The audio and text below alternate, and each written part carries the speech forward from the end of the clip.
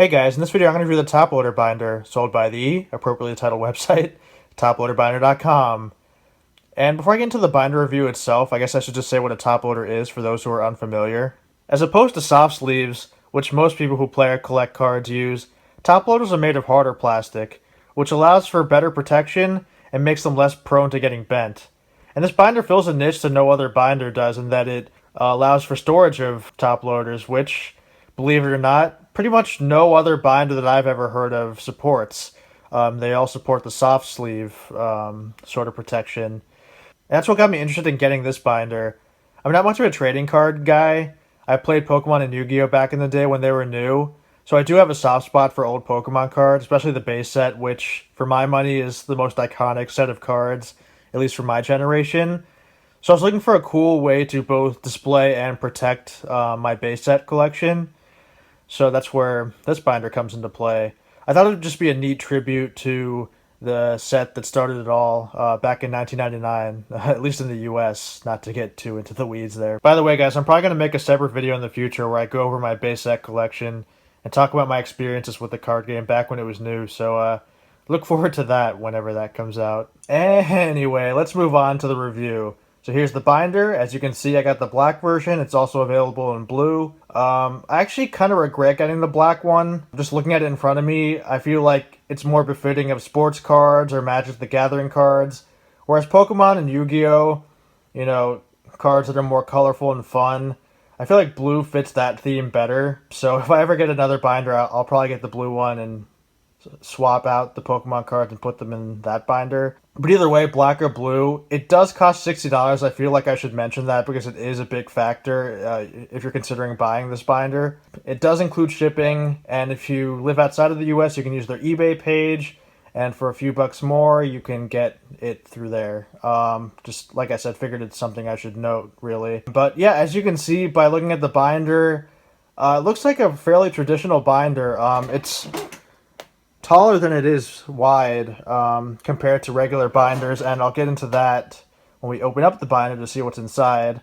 So looking at the side of the binder, or the spine rather, pretty standard stuff. Though one interesting thing to note right here is that it has a little slot where you can index what's in the binder if you have multiple binders. So for example, let's say I have 4 binders and I'm like an early Pokemon card collector. So I could have one binder dedicated to the base set, one binder dedicated to the jungle set, one for Fossil, and I don't even know what's after Fossil. I think one of the gym leader sets. I'm a bad Pokemon fan. So yeah, that's kind of neat. It's a nice touch for collectors. I'm not sure if I'll get another binder, but if I do, I'll be sure to use this index feature. Alright, let's get to the fun part and actually look at what's inside of the binder. There's a lot to talk about, so let's get to it. And here it is. The first thing you'll notice is that each page holds 6 cards instead of the typical 9 for other binder pages. And I did talk to the owner of toploaderbinder.com, and he confirmed what I suspected. And it's basically a weight distribution issue. If it were to hold 9 cards, it would pretty much destroy the binder and or the pages over time, just because top loaders weigh more than typical sleeves. The only way to get around this would be if they made a special order custom binder, which would make it cost more. And price is already an issue, so I don't think people want that. But yeah, one of the concerns I had when I ordered the binder was that, well, I really do like the way typical binders look with 9 cards per page, so I wasn't sure about this whole, 6 card deal, but it actually looks great. I'll flip through a few pages. Looks fantastic, so can't really complain there. Each binder comes with 30 pages, and that's included with the price. They do unofficially say that the binder supports 40 pages, though they recommend 30. If you do want a 40-page binder, it's $6 extra, so a total of $66 instead of the typical $60. And you can also order pages separately in case you need more for whatever reason. Overall, I'm really happy with the pages. It's really easy to insert the cards into the slots, and it doesn't feel like the cards are going to fall out if you wiggle the pages around a little bit or turn the pages upside down for whatever reason, which is perfect because they feel secure, which is what you want if you're trying to store, valuable or sentimental cards. And additionally, the construction of the binder is nice because when you're closing it, the top flap doesn't really come into contact with the page except unless it's in the resting position where it slightly grazes the edge of the page, which isn't really a big deal. And that hasn't been the case with binders I've had previously where I feel like the flap is touched like, I don't know, a third of each of the top page, which isn't really what you want if you're trying to protect your cards. So, very pleased with that. One thing I was concerned about, or I guess one thing I was curious about, was how the cards would look inside of the binder. Because essentially you're putting three layers of protection over each card. You're putting it into soft sleeve, you're putting it into a top loader, and then you're finally putting it into the binder. So I was worried that all that protection would obscure the artwork of the card, especially the holographic cards. But hopefully, if my camera and lighting isn't failing me right now, you'll see that the cards look fantastic, even with all that protection, which, like I said at the beginning of the video, is what I wanted. I wanted a really nice way to display the cards to kind of commemorate the base set and that era. Alright, so time to give my overall thoughts on the binder. So as you can tell by watching the video, I think it's a pretty damn good binder. It does a good job of protecting your cards. It was very smartly designed. It seems durable. I only say seems because it's really hard to say how durable something is unless you really put it to the test. And it often takes years and years of wear and tear to truly see if stuff like this holds up. But it seems to have really good build quality, so no complaints there. Like I said, time will tell. Some of the concerns I had, how the cards would look, and whether the six slots per page would be cool. They turned out to not really matter that much because the cards look great and the six slots look great too. One concern, however, that I still can't ignore is the price, and that's a lot of money for a binder, no matter what kind of binder it is. And there's really no way around it. So it is pricey.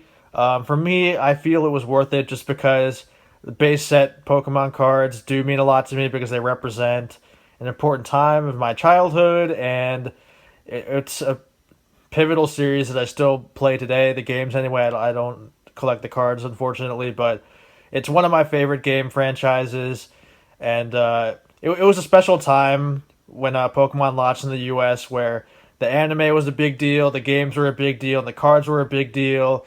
That was all anyone could talk about. There's really nothing quite like it before or after, in my opinion. I could be wrong, or rose-colored glasses and all that, but it was a special time to be a fan of Pokemon. I know Pokemon is still big, but man, it's hard to even explain how popular it was back then. So yeah, in that sense, it was worth it to me. If you have really expensive cards, I'd say it's worth it too, because it's, like I said, it's a nice way to protect your valuable wares. Obviously, this isn't for casual use. Like if you're like at a Magic tournament or whatever, this isn't the best way to like build your deck, obviously, because it takes a while to take cards out of your top loader. I don't know why I'm saying this. This is something you all probably know.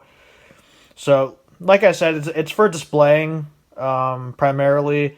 So I'm gonna stick this thing in my game room where my retro games are. So when I have a friend over, he or she can kind of, when they're looking at my stuff, they can kind of look at the binder and flip through it and see, these cards, and it'll jog back memories and, stuff like that. It's kind of neat. So overall, really dig the binder. Would recommend it.